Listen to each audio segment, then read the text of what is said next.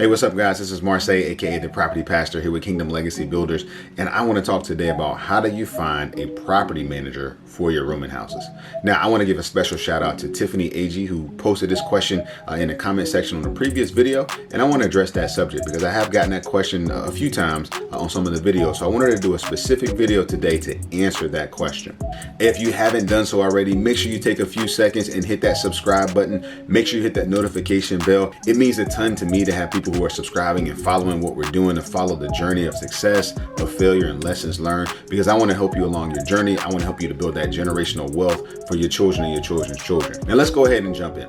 Now, the unfortunate bad news is that a lot of your larger companies are not going to take on rooming houses. A lot of your larger companies who do property manager just don't like to touch rooming houses. Now, that could be because of the fact that there are a lot of gray areas with rooming houses. It could also be because of the type of tenant sometimes that a rooming house may attract. But a lot of your larger companies just don't want to touch them. Hey, so if you go to your real estate agent and you say, hey, do you guys do property management? And they say, absolutely, we do. But then you start telling them and describing the property and you say, hey, I'm renting out rooms, a lot of them will start to back away and they say, hey, we don't deal with rooming houses. They just get a bad rap sometimes, unfortunately. So I want to give you two sources of property management, even though the larger companies won't touch them.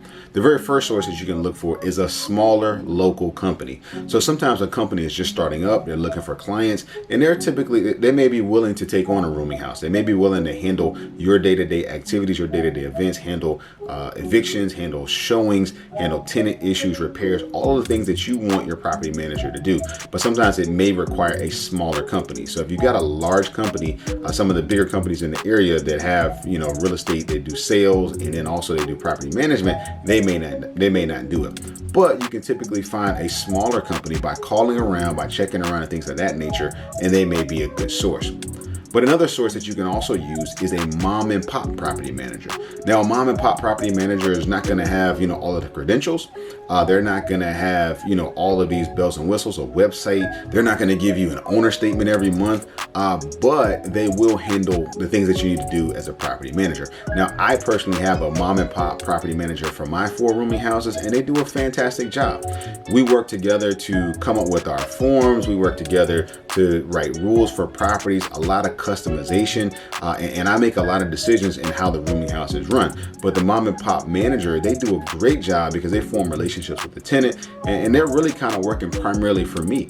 They're not balancing me with 20 other property owners. So the nice part about that is that I get a lot of say and a lot of control, but at the same time, I don't have the headaches of answering the phone. I don't have to deal with evictions. I don't have to deal with showings. I don't have to deal with repairs. So my property manager handles all of that, but they're a mom and pop type property manager, but they do a fantastic job. So I think they're a great source that you can go to, especially if you're dealing with a rooming house. So if you've called around to a few places and you're getting frustrated because you're not finding anyone who will actually manage the property for you, you can definitely try the smaller companies, and you can also try the mom and pop. So naturally, this begs a whole new question. The next question becomes, well, where do I find these people? Where do I find the mom and pop manager, or where do I find the smaller local company? One great source is going to be your local real estate investor association. Now, every area has these. They typically meet up maybe once a month. They could be virtual. It could also be in person, but it's going to be a network of other investors who are like-minded. And it's a network of those investors who are sharing deals, they're sharing ideas, they're sharing resources. So you can always ask your local real estate investor association. My local RIA group, they have an online forum. So whenever I'm looking for something, I just post it in those forums, and then folks will start to share answers. So that's one great place to start, where you can literally just type up in a forum and say, hey, I am looking for a property manager who will manage my rooming houses. And you'll typically get some references from that standpoint. Another great place to look is your competition. So what I mean by that is your competition may or may not have a property manager in place. So let's say, for example, you're driving by and you see a sign that says room for rent, or you're looking online and trying to figure out how to price your particular room, and you see a contact number. You can easily call that number that you found and ask them, hey, I have a rooming house business and I am looking for a property manager. Do you manage rooms, or are you an owner landlord? Now, if they say, yes, I do manage rooms, guess what? You just found a property manager. You can ask them, are you looking to take on new clients? And if they are, you can begin to interview them. And now, bingo, you have just found a property manager.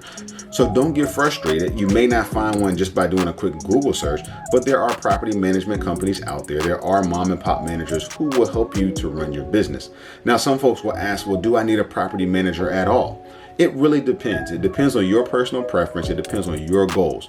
For me, a property manager is essential. And the reason I say that is because I'm a pastor, I'm a dad, I work my W-2 job, and on top of it, I'm trying to grow my business. I'm trying to grow my portfolio. So it's very difficult for me to deal with tenant issues and also be trying to find new properties. It's difficult for me to be trying to handle maintenance and repairs when I'm also trying to run a rehab on the other side of town on a duplex or something of that effect. So it's very important for me in my business to have a property manager, and I recommend that you have one too, because I always like to say it's better to work on your business instead of in your business. Now, if you decide to become a property manager, I am going to do some more videos to help you and give you some tools and tricks, some things that I've built into my business, even though I'm not self-managing. Because I've got that mom and pop manager, I have a lot of the decision making and building the systems to help us to be successful from that regard. So be on the lookout for that video coming soon. Tiffany, thank you so much for your question. I greatly appreciate you. I hope this answer helps you in your journey. I hope everyone else who's listened to this video has helped you in your journey as well. God bless you. Can't wait to see you again soon.